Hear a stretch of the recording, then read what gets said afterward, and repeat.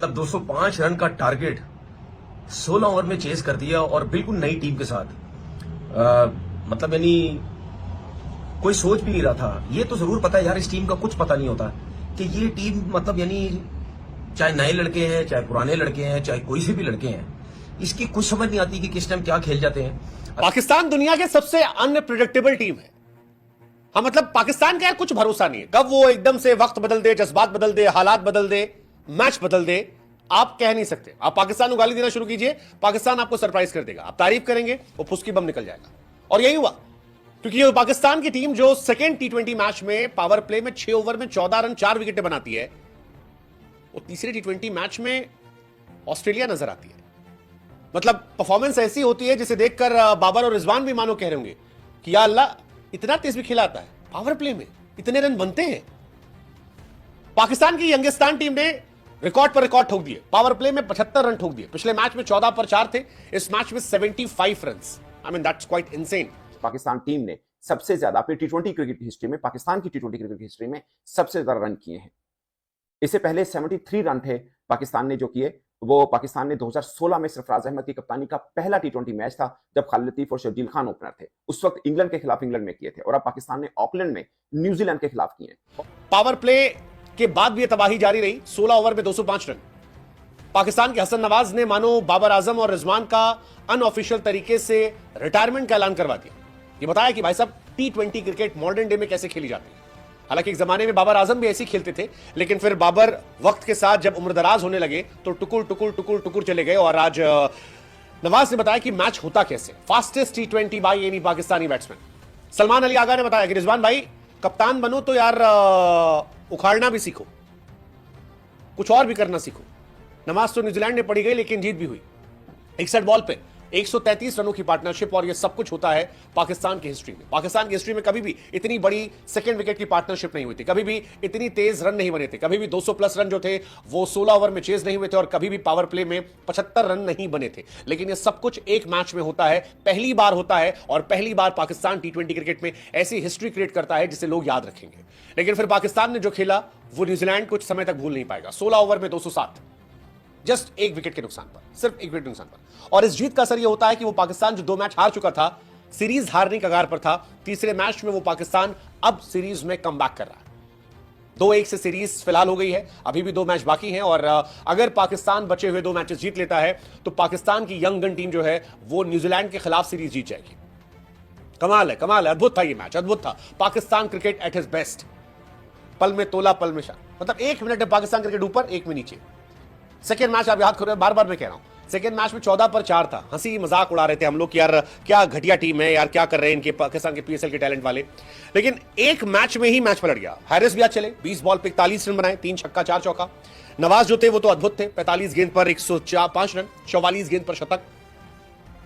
पाकिस्तान में कभी किसी ने इतना तेज शतक नहीं लगाया था। इंडिया से 3-3 है, इससे ऊपर तिलक वर्मा का नाम है, अभिषेक शर्मा का नाम है, रोहित शर्मा के नाम आज भी फास्टेस्ट सेंचुरी है। बट पाकिस्तान के लिए ये क्रिकेट खेलना, ये उन्हें हैरानी कर रहा था, और इसीलिए मीम्स की बौछार आई कि या अल्लाह, इतना भी स्ट्राइक रेट होता है। मतलब कईयों ने तो कहा कि यार बाबर रिजवान के लिए सपना होगा कि 229 के स्ट्राइक रेट से मैच जिताना। बाबर रिजवान एक्चुअली उन्होंने पाकिस्तान क्रिकेट का स्टैंडर्ड बहुत डाउन कर दिया था T20 क्रिकेट में, क्योंकि वो इस तरह क्रिकेट खेलते नहीं थे। बाबर ने शुरुआती दौर में खेला था 2021 के आसपास, जब साउथ अफ्रीका के सामने शतक लगाया था, लेकिन उसके बाद बाबर फ्लॉप हो गए थे। बाबर फिर स्ट्राइक रेट का उनका बहुत बड़ा इशू था, और ये डिफरेंस था। 45 गेंदों पर नवाज के 105, 31 गेंदों पर सलमान अली आगा के 51, हारिस के 20 बॉल पर 41। पाकिस्तान ने 4 ओवर रहते 205 चेस कर दिया, और ये बड़ी बड़ी बड़ी बड़ी पारी थी जिस तरह से खेली गई है। नवाज इससे पहले लगातार फ्लॉप थे। पहले मैच में 0 पर गए थे, दूसरे मैच में 0 पर गए थे, लेकिन तीसरे मैच में वो मैन ऑफ द मैच बन गए। 7 छक्के 10 चौके, 233 का स्ट्राइक रेट, और केवल 10 डॉट बॉल। पाकिस्तान के लिए फास्टेस्ट शतक था ये एक उनकी हिस्ट्री का अगर आप बात करोगे। हालांकि अगर आप ओवरऑल फास्टेस्ट की बात करोगे तो उसमें भी कई नाम है। पाकिस्तान की अगर आप बात करोगे तो हसन का 44 में ये था, 44 गेंदों में डेब्यू सीरीज थी न्यूजीलैंड के सामने, पहली बार 205 चेज करे थे। अगर आप चेज में बात करोगे तो चेज में फास्टेस्ट सेंचुरी जो है वो है लियाम लिविंगस्टन के नाम, 42 गेंदों पर। क्विंटन डिकॉक के नाम है 43 गेंदों पर। वहां पर हसन 3rd नंबर पर आ गए, जो एक उनके लिए बड़ा रिकॉर्ड है कि यार पाकिस्तान को बढ़िया टैलेंट मिला।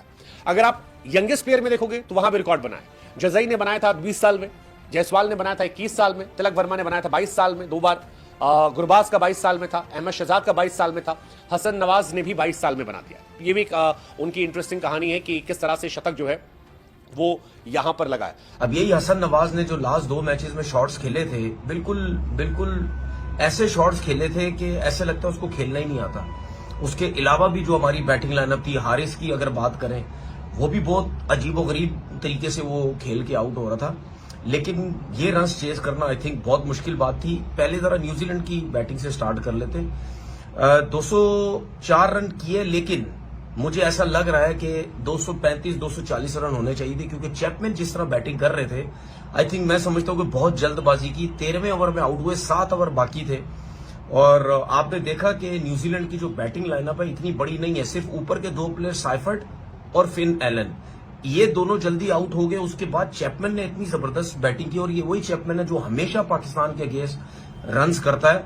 लेकिन मतलब यानी उसके बावजूद भी न्यूजीलैंड ने इतने रन किए। देखें, उसकी सिर्फ एक ही रीजन है। आप देखें इस ग्राउंड में जो रन्स हो रहे हैं, सारे थर्ड मैन पे रन्स हो रहे हैं। अगर फास्ट बॉलर बॉल कर रहा है, उसके पेस को यूज करते हैं, हल्का सा टॉप पे हल्का सा बॉल फ्लाई करता है, छक्का हो जाता है, या सामने मारो छक्का हो जाता है, बॉटम लग रहा है छक्का हो रहा है, मिडल नहीं हो रही छक्का हो रहा है। सही है। तो इस कंडीशन, अब स्पिनर्स का क्या काम है? कोई भी स्पिनर होगा उसकी मार लगेगी। अगर इब्रार की मार लगी तो उसमें उसको कोई कसूर नहीं है, सबकी मार लगी है, क्योंकि ग्राउंड बहुत छोटा है। उनकी तरफ से इस सूदी की मार लगी, ब्रेसवेल ने बेहतर बॉलिंग की, लेकिन इस ग्राउंड में स्पिनर्स की भी बहुत मार लगेगी। ब्रेक इतना ज्यादा है नहीं, अगर आप सीधा खेलने की कोशिश करें तो छक्के ही छक्के हैं। इसीलिए इस ग्राउंड में देखने बेताशा छक्के लगे, उनकी तरफ से भी हमारी तरफ से भी। तो बात यह है कि 204 रन चेस करना भी पाकिस्तान के लिए बहुत बड़ी बात है, क्योंकि बिल्कुल नए लड़के हसन नवाज जो है, बेहतर परफॉर्मेंस है उसकी डोमेस्टिक क्रिकेट में अगर मैं और प्लेयर से देखूं। लेकिन आप ये देखो कि सेंसिबल स्टार्ट किया दोनों ने। अगर मैं हारिस की बात करूं, देखिए हारिस, आपको याद होगा कि मैं हारिस के बारे में क्यों बार बार बोलता हूं कि इसको ड्रॉप करो, इसमें अकल ही नहीं है, इसमें समझ ही नहीं है। ठीक है, उसकी रीजन ये थी कि भाई समझदारी से क्रिकेट खेलो ना। अगर आप इतने अरसे से फ्रेंचाइज से खेल रहे हो, पीएसएल खेल रहे हो, डोमेस्टिक इतने अरसे से खेल रहे हो, आपको अगर बार बार मौका दिया जाता है, बार बार दिया जाता है, तो थोड़ा संभल के तो खेलो। वो थोड़ी सी समझदारी हारिस की तरफ से नजर आई, वरना आपने लास्ट 2 मैचेस, उससे पहले भी जो T20 खेले, आपको यही नजर आता था, वह मुंह उठा के लेग स्टंप पे बल्ला घुमा दिया, गेंद कहां जा रही है, खुद कहां जा रही है। तो फायदा पाकिस्तान ने इस तरह उठाया कि छोटे ग्राउंड को बहुत अच्छे तरीके से यूज किया। फास्ट बॉलर्स को क्रॉस शॉट्स मारे नहीं, बाउंस हो रहा था, फ्लाई कर रहा था बॉल, उसके लिए पेस बहुत अच्छा यूज किया। नो डाउट न्यूजीलैंडर के फास्ट बॉलर्स की एक तो हाइट भी ज्यादा, उसका भी पाकिस्तान ने बहुत फायदा उठाया, लेकिन उन्होंने विद इन स्टंप बॉलिंग की भी नहीं। वो यही सोचते रह गए इनको पीछे करेंगे, ये क्रॉस मारेंगे, खड़ी हो जाएगी, जिस तरीके से हारिस आउट भी हुआ। लेकिन बड़ा समझदारी से इस्तेमाल किया। नवाज ने बहुत जबरदस्त बैटिंग की, डेब्यू में 100, इतने बड़े मैच में, मतलब यानी पहली दफा गए 100 होता है, इसमें कोई शक नहीं है। लेकिन एक टिप मैं हसन नवाज को ये जरूर देना चाहता हूं, उसने 100 किया, बहुत जबरदस्त बैटिंग की, लेकिन कहीं ना कहीं इस 100 के अंदर, ठीक है आगे खेलता रहेगा, थोड़ी समझ आती रहेगी उसकी क्रिकेट को, लेकिन ये चीजें जल्दी ठीक करने की जरूरत है। कहीं ना कहीं इस 100 के अंदर काफी दफा में नजर आया कि ऐसे लगता बस चला रहा है, लग गई तो लग गई, नहीं लगी तो नहीं लगी। ये चीज आहिस्ता आहिस्ता जल्दी सही करने की जरूरत है, वरना जल्दी से पकड़े जाओगे। अब देखना ये है, नो डाउट सलमान।